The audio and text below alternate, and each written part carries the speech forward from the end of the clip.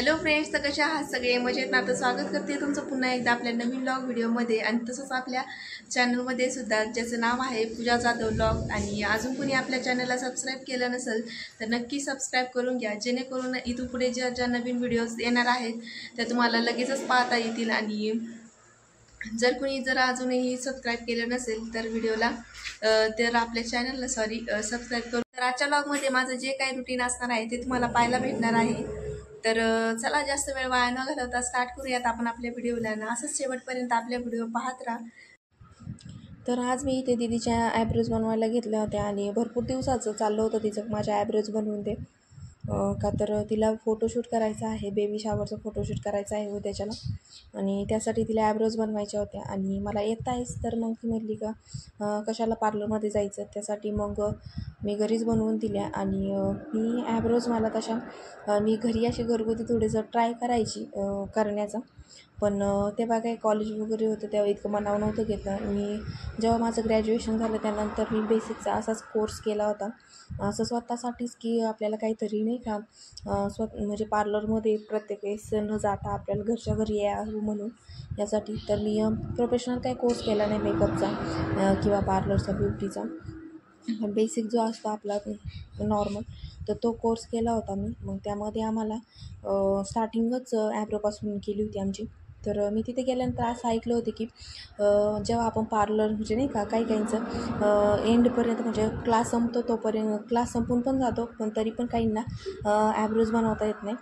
पण त्यासाठी मग मी गेल्यावरतीच मी असं डोक्यात ठेवलं होतं की कधी म्हणजे नाही का मला आल्याच पाहिजे. तर मग त्यानंतर मी 10 ते 15 दिवसात म्हणजे चांगली प्रॅक्टिस करून मी 10 ते 15 मिनटातच 10 ते 15 दिवसांमध्येच ॲब्रोज बनवायला शिकली होती. म्हटलं की जास्त टाईम लागला तर मी पण म्हणजे माझा क्लास संपून जाईल, पण नाही मला ॲब्रोज राहून जातील असं वाटलं होतं. आणि ॲब्रोजचं कसं असतं, मेन असतं आणि कायमस्वरूपी नाही का यूजमध्ये येणारे आहेत ॲब्रोज.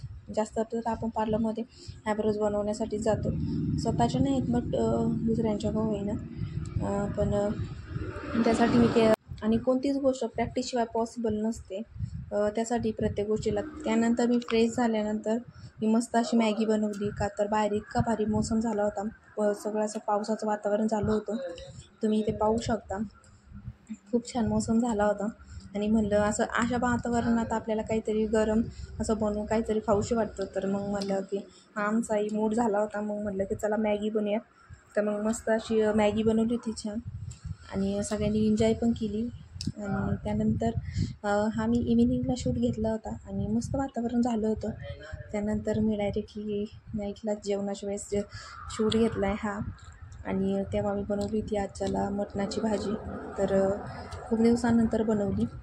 तर मी कशा पद्धतीने बनवते तर म्हटलं की तुमच्यासोबत शेअर करावे. या अगोदर मी चिकनची भाजी शेअर केली होती मला असं वाटतं, तर तेव्हा एकदम शॉर्टकटमध्येच केली होती. तर म्हणलं एकदा पूर्ण एक्सप्लेन करून तुमच्याबरोबर शेअर करावे. तर मी अगोदर हरभऱ्याची अशी डाळ भाजून घेतली नॉर्मली अशी. जसं मी लाल म्हणजे काय म्हणतो आपण, खूप लाल पण करून घेत नाही मी, नॉर्मली थोडासा ब्राऊन कलर आला तरी ओके करते. आणि त्यानंतर मी थोडेसे 2 कांदे भाजून घेतले होते.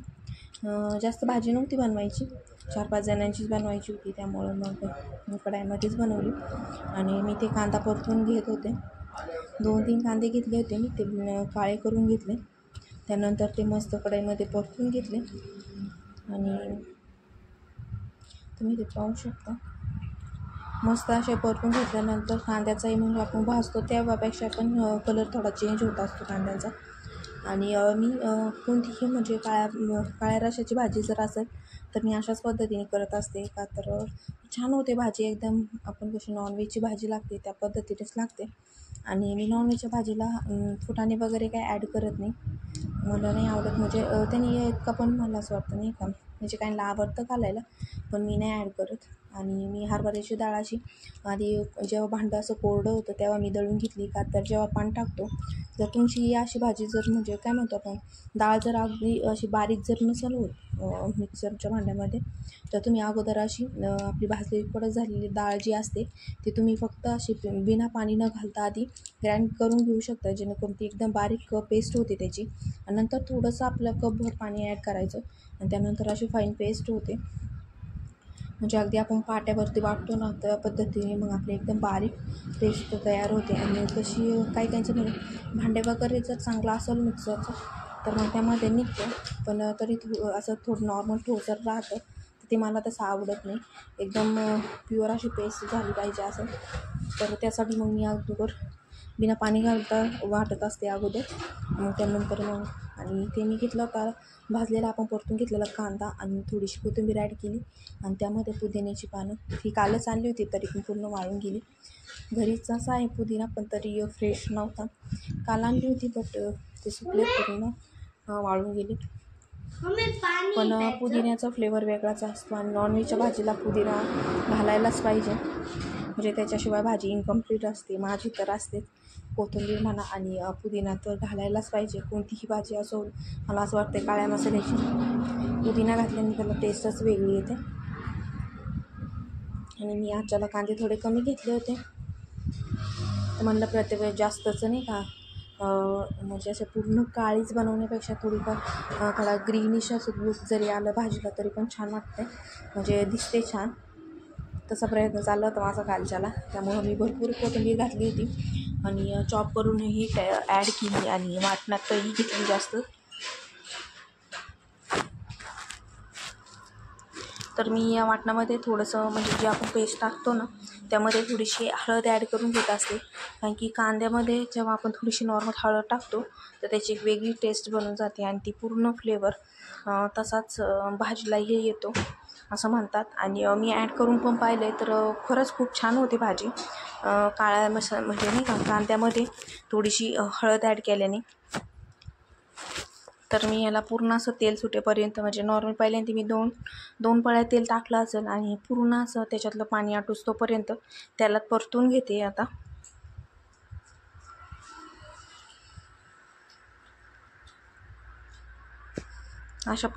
अशा पद्धतीने त्याला साईडने असं तेल सुटतं आहे पहा. तर अशी चांगलं असं पूर्ण त्याच्यातलं पाणी आटून जाऊस तोपर्यंत चांगलं परतून झाल्यानंतर मग त्यामध्ये आपल्याला बाकीचे मसाले वगैरे ॲड करायचे.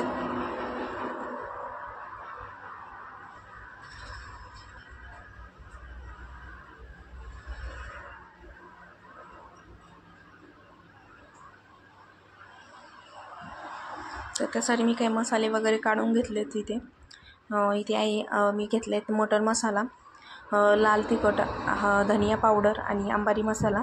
अंबारी मसाल्यामध्ये म्हणजे कांदा लसूण मसाला जो असतो तो मसाला घेतला आहे मी, आणि जास्त तर भाज्यांना मी तोच ॲड करते नॉर्मली. तो त्यामध्ये मस्त असा परतून घ्यायचा आहे नॉर्मली. आणि मी खोबरं आणि लसूण अद्रक आपण जे वाटून घेतो ते मी अगोदर टाकत नाही, कारण की ते टाकल्यामुळं त्याच्यातलं म्हणजे जे ऑइल आपल्याला टाकलेलं असतं ते पूर्ण ते ऑब्झर्व करून घेतं. त्यासाठी मग मी ते नंतर ॲड करत असते आणि अगोदर मसाले वगैरे चांगले परतून घेते. आणि परतवताना थोडीशी कोथिंबीर पण मी त्याच्यामध्ये ॲड करत असते. तर हे सगळं आपल्याला चांगलं परतून घ्यायचं आहे. हा एक वेगळाच मसाला तयार होतो इथे, तर छान होते भाजी मस्त. आणि मी इथे पण थोडीशी चॉप केलेली कोथिंबीर टाकली का तर मग लास्टला जेव्हा आपल्या म्हणजे भाजीला तरी येते तेव्हा ही कोथिंबीर खूप छान दिसते आणि फ्लेवरही वेगळाच येतो. तर मग इथे त्याच्यामध्ये मटण ॲड करून घेतलं आहे आणि मटण मी अगोदरच शिजवायला म्हणजे टाकलं होतं. मी त्या मटणामध्ये मी जास्त काही कसे धनिया पावडर वगैरे ॲड करतात, तर मी तसं काही ॲड करत नाही. मी फक्त नॉर्मली आपलं लसूण अद्रक आणि काय म्हणतात हळद आणि मीठ एवढंच ॲड करत असते. आणि आलं लसणाची थोडीशी फोडणी, म्हणजे थोडंसं नॉर्मली अर्धा पळी तेल टाकून त्यामध्ये थोडंसं फ्राय करून मग ते टाकत असते. आणि हे मगाशी आपण जे मटण तयार काढलं होतं डाळीचं जे बनवलं होतं ते मी ह्याच्यामध्ये ॲड केले. तरी ते सगळं मी त्याच्यामध्ये टाकले. तर छान भाजी अशा वेळी म्हणजे छान अशी भाजी होते. मी अशा पद्धतीने करत असते, तर तुम्ही एकदा अशी ट्राय करून पहा.